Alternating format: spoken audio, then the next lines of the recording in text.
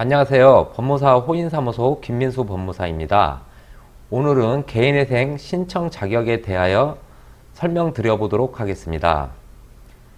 재산보다 채무가 많고 일정한 소득이 있으면 서류만 잘 준비해 주시면 다 개인회생 개시 결정을 받을 수 있습니다. 지금부터 구체적으로 살펴보도록 하겠습니다. 먼저 이용 자격을 한번 보겠습니다. 급여소득자 또는 영업소득자이어야 신청 가능합니다. 급여소득자는 4대 보험 가입 여부와 상관없이 신청 가능합니다. 아르바이트, 일용직, 공무원 모두 포함됩니다. 금일 직장에 입사한 경우에도 내일 바로 신청 가능합니다. 영업소득자인 경우는 사업자 등록 여부와 상관없이 신청 가능합니다. 농업 종사자, 어업 종사자도 다 포함됩니다. 담보부 채무는 10억 원 이하여야 되고 무담보 채무는 5억 원 이하여야 합니다. 담보부 채무가 7억 원이고 무담보 채무가 3억 원이면 신청 가능하나 담보부 채무가 1억 원이고 무담보 채무가 5억 1천만 원이면 신청이 불가능한 것입니다. 현재 연체 중이 아니어도 신청이 가능합니다. 현재 연체가 되지 않았어도 소득으로는 변제하기가 곤란할 경우 신청 가능합니다. 또한 재신청 가능합니다. 개인회생이나 파산을 신청하고 기각되었거나 폐지되었더라도 재신청 가능합니다.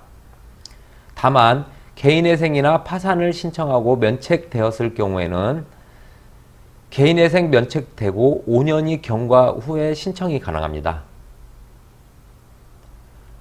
또는 개인 파산이 면책되고 5년이 지난 경과되어야 개인회생이 신청 가능합니다.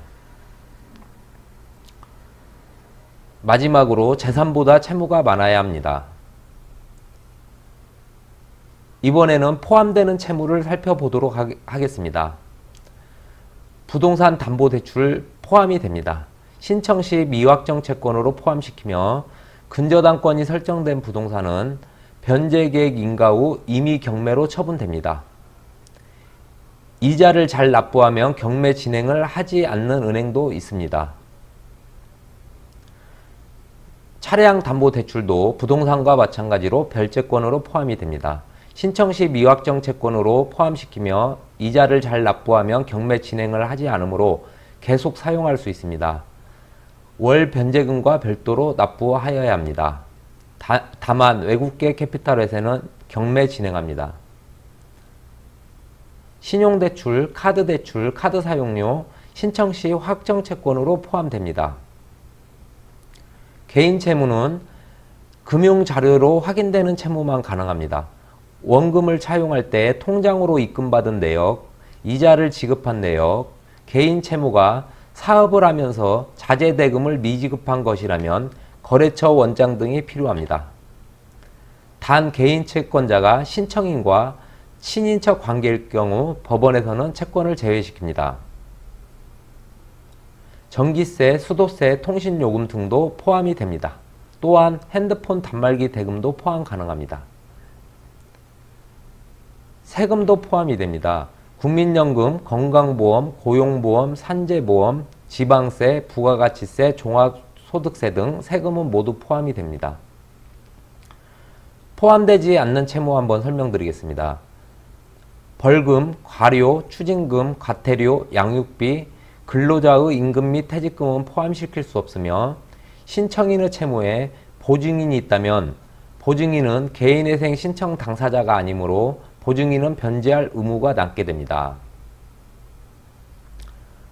개인회생의 전체적인 흐름을 살펴보도록 하겠습니다. 개인회생을 신청을 하게 되면 사건 번호가 부여됩니다. 그 다음 회생위원을 선임하게 되어 있습니다. 개인회생의 특수성으로 인하여 판사를 보조할 회생위원을 선임합니다.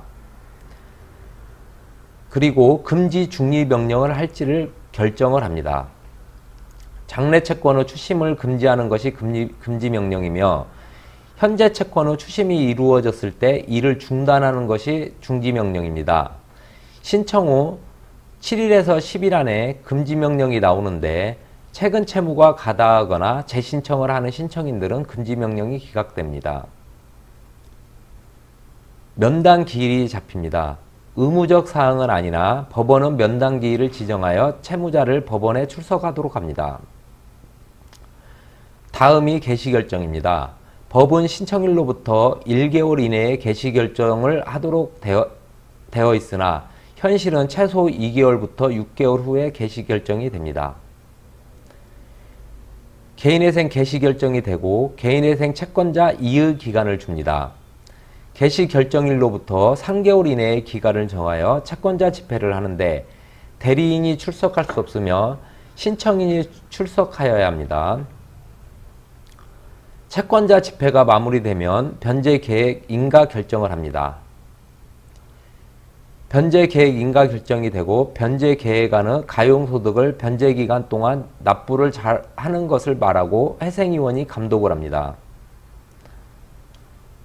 변제계획안대로 납부를 잘하면 면책이 됩니다.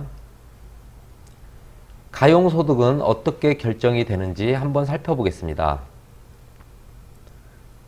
세 가지 방법 중 많은 금액이 가용소득이 됩니다.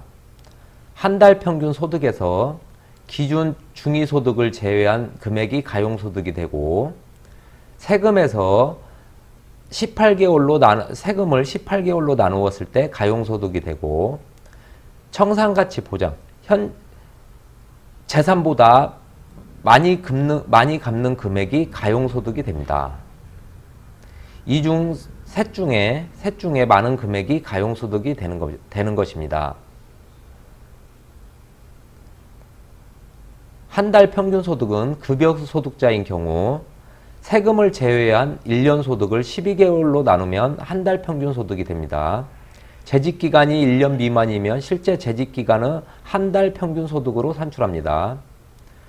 영업소득자인 경우 1년 매출에서 회사를 운영하기 위한 비용, 차임, 관리비, 전기세, 매입비용, 인건비 등을 제외하고 12개월로 나누면 한 달 평균 소득이 됩니다.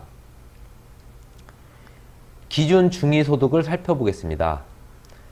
최저생계비 부양가족이라고도 합니다. 1인 가구는 102만원, 2인 가구는 174만원, 3인 가구는 225만원, 4인 가구는 276만원, 1인 증가할 때마다 51만원 정도가 증가됩니다. 배우자는 원칙적으로 부양가족에서 제외되나 예외로 수입이 없고 미성년자 자녀를 돌봐야 해서 근로를 할 수 없거나 질병 등으로 인하여 근로를 할 수 없을 때는 부양가족으로 인정받을 수 있습니다. 미성년자 자녀는 한 명일 경우 부부 공동 부양 의무가 있어서 0.5인 가구 부양가족으로 인정받으며 미성년 자녀가 2명일 경우 1인 가구 부양가족으로 인정받을 수 있습니다. 부모는 생활비를 통장으로 매달 이체하였다면 그 금액을 인정받을 수 있고 금융거래 내역이 없다면 부모가 재산이 없고 소득이 없고 신청인의 형제 자매의 수를 안 분한 금액으로 부양가족으로 인정받을 수 있습니다. 세금은 우선 변제 채권으로 법에 명확한 기준은 없으나 통상적으로 실무에서 18개월 안에 우선 변제되도록 변제계획안이 작성되어야 합니다. 청산가치 보장 원칙 준수를 해야 합니다. 재산보다 많이 변제하여야 합니다. 배우자의 재산에는 주택을 소유하고 있거나 임차 보증금이 있거나 보험 해약 환급금, 차량 등을 재산으로 평가를 하고 2분의 1을 신청인의 재산으로 간주합니다.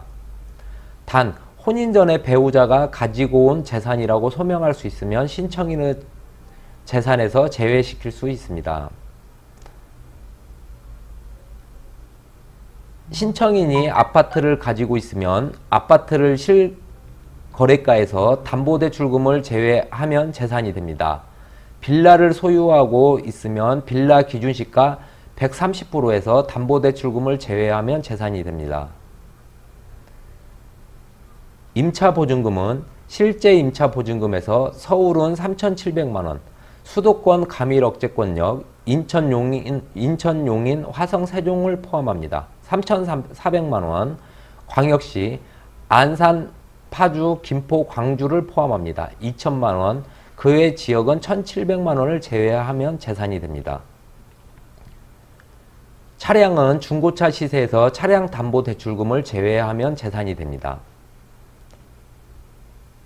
보험 예상 해지 환급금은 신청인이 계약자로 된 보험 중 예상의 해지 환급금이 재산이 됩니다. 퇴직금은 퇴직금 중 2분의 1이 재산이 됩니다. 퇴직연금 사업장은 전액 재산으로 포함시키지 않으며 공무원의 퇴직금도 전액 재산으로 포함시키지 않습니다. 예시를 들어보겠습니다. 홍길동이 미성년자 자녀가 2명이고 채무가 1억 5천만 원이고 이중 세금이 1,500만 원이고 한 달 급여가 250만 원이고 재산이 4천만 원일 경우 변제 금액을 책정해 보겠습니다. 한 달 평균 소득 250만 원에서 기준 중위소득 2인 가구 174만 원을 제외하면 75만 6천 원이 변제금이 됩니다. 세금이 1,500만 원이므로 18개월로 나누면 83만 원이 변제금이 됩니다. 홍길동의 재산은 현재 4천만 원이므로 4천만 원을 36개월로 나누면 111만 원의 변제금이 나옵니다. 홍길동의 가용소득은 이 중 많은 금액인 금 111만 원이 가용소득이 되는 것입니다. 변제기간의 법 개정으로 인하여 기존 60개월에서 36개월로 변경이 되었습니다. 다만 재산이 많아서 청산가치를 지켜야 되는 경우는 최대 60개월까지 연장을 할 수 있습니다. 오늘은 개인회생 신청 자격에 대하여 설명드렸습니다.